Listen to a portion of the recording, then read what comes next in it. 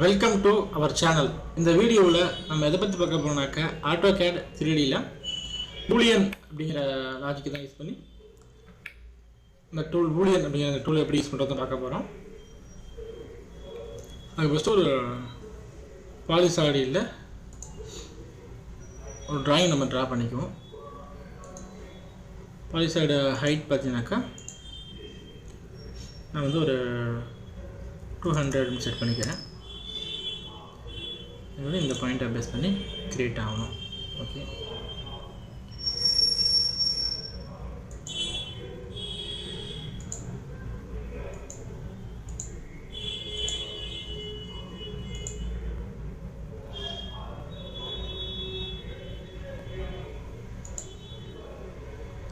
இதை க்ளோஸ் பண்ணுறதுக்கு C enter press பண்ண க்ளோஸ் ஆகிடுச்சு.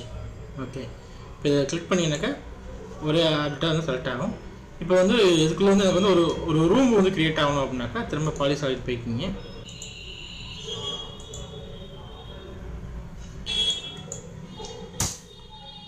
ஓகே, இப்போ வந்து இந்த இதில் வந்து நான் ஒரு ரூம் க்ரியேட் பண்ணியிருக்கேன். இப்போ இதை ப்ரெஸ் பண்ணினாக்கா இது ஒரு ஆப்ஜெக்டாகவும் இது ஒரு ஆப்ஜெக்டாகவும் தனித்தனி ஆப்ஜெக்டாக இருக்குது.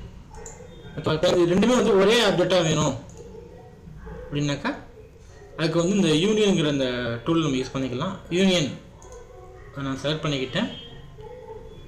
ஆப்ஜெக்டை வந்து செலக்ட் பண்ணிக்க சொல்லுது. இது ஒரு ஆப்ஜெக்ட்டு, இது ஒரு ஆப்ஜெக்ட்டு. என்டர் ப்ரெஸ் பண்ணிவிட்டேன். இப்போ யூனியன் மூலிமா ரெண்டு ஆப்ஜெக்டையும் ஒரே ஆப்ஜெக்டாக நான் வந்து மாற்றிக்கிட்டேன். இப்போ நான் கிளிக் பண்ண அப்படின்னா கிடைக்கிறது ஒரே ஆப்ஜெக்டாக கிடைக்கும். இந்த மாதிரி தான் வந்து ரெண்டு தனித்தனி ஆப்ஜெக்டை ரெண்டுன்னு கிடையாது, 2 3 4 எத்தனை ஆப்ஜெக்ட் இருக்கோ அதை ஒரே ஆப்ஜெக்டாக மாற்றணும் அப்படின்னா அதுக்கு வந்து யூனியன் அப்படிங்கிற அந்த டூலை நீங்கள் வந்து யூஸ் பண்ணிக்கலாம்.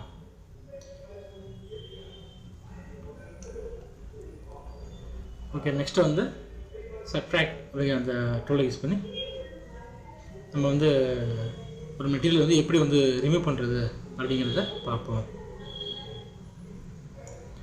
ஓகே, இந்த இடத்துல வந்து இப்போ இந்த இடத்துல வந்து ஒரு விண்டோ வேணும்னு வச்சுங்களேன். இந்த இடத்துல வந்து உங்களுக்கு வந்து ஒரு விண்டோ தேவைப்படுது அப்படின்னாக்கா அதுக்கு வந்து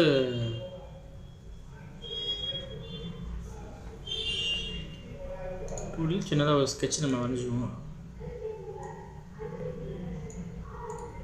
ஓகே, இப்போ எக்ஸ்ட்ரூட் மூலியமா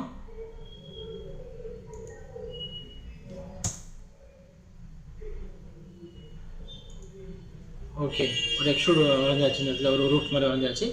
இப்போ வந்து நான் வந்து சாலிடில் சப்ட்ராக்ட் அப்படிங்கிற அந்த டூலை செலக்ட் பண்ணிக்கிட்டேன். செலக்ட் த ஆப்ஜெக்ட் செலக்ட் பண்ணிக்கிட்டேன். என்டர் ப்ரெஸ் பண்ணிட்டேன். நெக்ஸ்ட்டு சப்ட்ராக்ட் பண்ணக்கூடிய ஆப்ஜெக்ட் இந்த ஆப்ஜெக்ட்டு சப்ட்ராக்ட் அந்த ஆப்ஜெக்ட் மட்டும் ரிமூவ் ஆகிடும். அது சார்ந்திருக்கக்கூடிய அந்த மெட்டீரியல் நமக்கு வந்து ரிமூவ் ஆகிடும். இந்த மாதிரி சப்ட்ராக்ட் அப்படிங்கிற டூலை கூட நம்ம யூஸ் பண்ணி கூட நம்ம வந்து விண்டோவோ டோரோ வந்து தேவைப்படும் அதுக்கேற்ற மாதிரி யூஸ் பண்ணிக்கலாம். ப்ரெஷ் டூலும் யூஸ் பண்ணிக்கலாம். இந்த மாதிரி பூலியன் இருக்கக்கூடிய அந்த சப்ட்ராக்ட் டூலையும் நம்ம வந்து யூஸ் பண்ணிக்கலாம். ஓகே, நெக்ஸ்ட்டு வந்து இன்டர்செக்ட். இது வந்து நம்ம டெலீட் பண்ணிக்குவோம். ஓகே, இப்போ வந்து பூலியனில் இன்டர்செக்ட் இந்த டூல் தான் பார்க்க போகிறோம். அது வந்து ஒரு சின்ன ஸ்கெட்ச் ஒன்று நம்ம வரைஞ்சிக்குவோம். ஒரு ரெக்டாங்கிள் பாக்ஸ் இங்கே நான் கிரியேட் பண்ணிக்கிறேன்.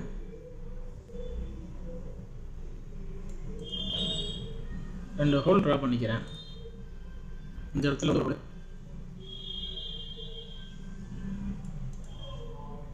இந்த இடத்துல வந்து இன்னொரு ஹோல் ட்ரா பண்ணிக்கிறேன். இந்த இடத்துல இன்னொரு மாதிரி இப்போ ரெண்டு ஹோல் பண்ணியாச்சு. இந்த இடத்துல எட்ஜ் பண்ணுறதுக்கு இன்னொரு ரெக்டாங்கிள் இங்கே வரைஞ்சிட்டு அதுக்கப்புறம் இந்த எட்ஜை நான் கட் பண்ணிக்க போகிறேன். இது வந்து என்ன டயக்ராம் கொடுத்துருக்காங்களோ அதுக்கேற்ற மாதிரி நீங்கள் வந்து ட்ரா பண்ணிக்கலாம். நான் ட்ரம் பண்ணிக்கிறேன். எனக்கு வந்து இந்த எட்ஜெல்லாம் தேவையில்லை. நீங்கள் வந்து உங்களுக்கு தேவையான ஆப்ஜெக்ட் வந்து ட்ரா பண்ணி நீங்கள் வந்து செஞ்சு பார்க்கலாம். ட்ரம்மு எனக்கு வந்து ஒரு ஆப்ஜெக்ட் கிடச்சிருச்சு. இப்போ இதை வந்து நம்ம வந்து சவுத் ஐசோமெட்ரிக் வியூ நான் போயிட்டேன்.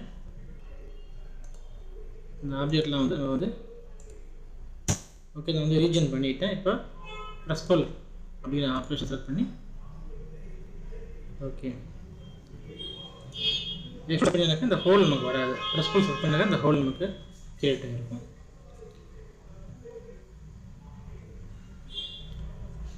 ஓகே, இப்போ நமக்கு வந்து ஒரு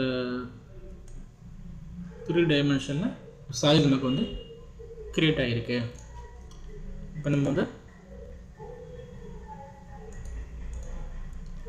இதில் வந்து லெஃப்ட் சைடு போய்க்குவோம்.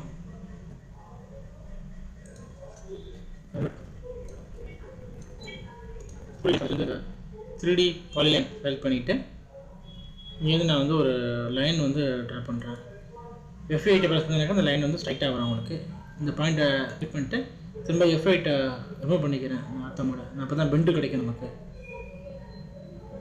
இந்த இதில் வந்து ஒரு பெண்ட் கொடுத்துட்டு திரும்ப F8 ப்ரெஸ் பண்ணி ஸ்ட்ரைட் லைன்கிற மாதிரி எஸ்கேப் கொடுத்துட்டேன்.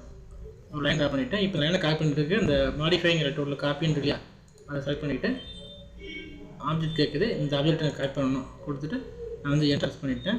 எதை பேஸ் பாயிண்ட் கேட்குது, நான் வந்து இதை பேஸ் பாயிண்ட்டாக வச்சுக்கிறேன். இப்போ F8 இருக்குது. F8 வந்து ப்ரெஸ் பண்ணி ஆர்த்தமோட ரிமூவ் பண்ணிக்கிங்க. ரிமூவ் பண்ணால் நமக்கு வந்து காட்டும் வந்து கீழே வரும் உங்களுக்கு. ஓகேவா, இது வந்து இவ்வளோ ஹைட்டு வச்சுக்கோங்க நம்ம. ஓகே, நான் எஸ்கேப் காப்பி க்ளோஸ் பண்ணிக்குவோம். அதுமாதிரி இன்னொரு லைன் எடுத்து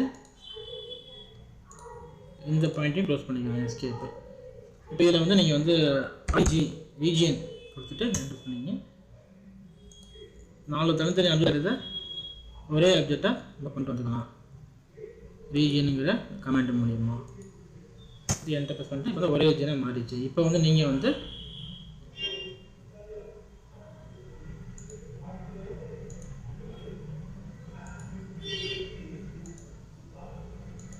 சவுத் வெஸ்ட் ஐசோமெட்ரிக் வியூ நான் போயிட்டேன். இப்போ இதில் பார்த்தீங்கன்னாக்கா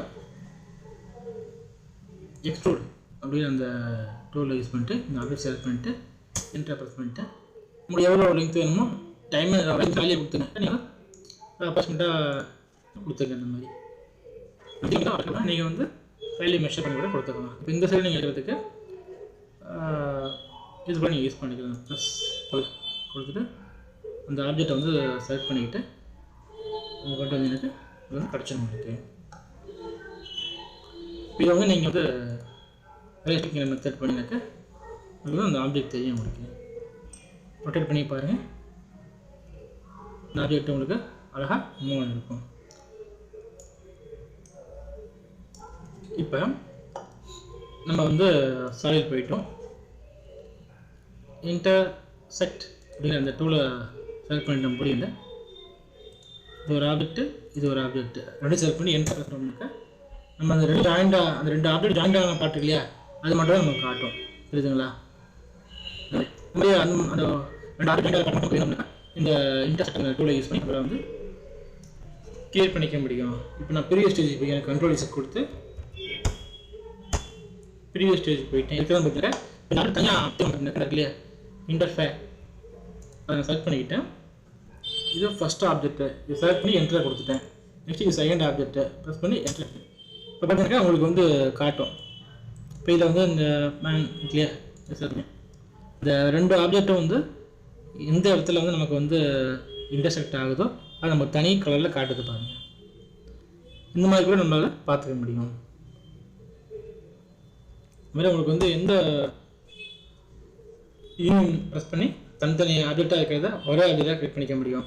இந்த ரெண்டு ஆப்ஜெக்டில் நம்ம மெயின் ஆப்ஜெக்ட்லேருந்து சப் ஆப்ஜெக்டை டெலிட் பண்ணுறதுக்கு இந்த சப்ட்ராக்ட் யூஸ் இன்டர்செக்ஷன் வந்து ஜாயிண்ட் ஆகிறதுக்கு எந்த ஆப்ஷன் நமக்கு வேணும் அப்படின்னா இன்டர்செக்ட் அப்படிங்கிற டூல் சைஸில் கிரியேட் பண்ணிக்க முடியும்.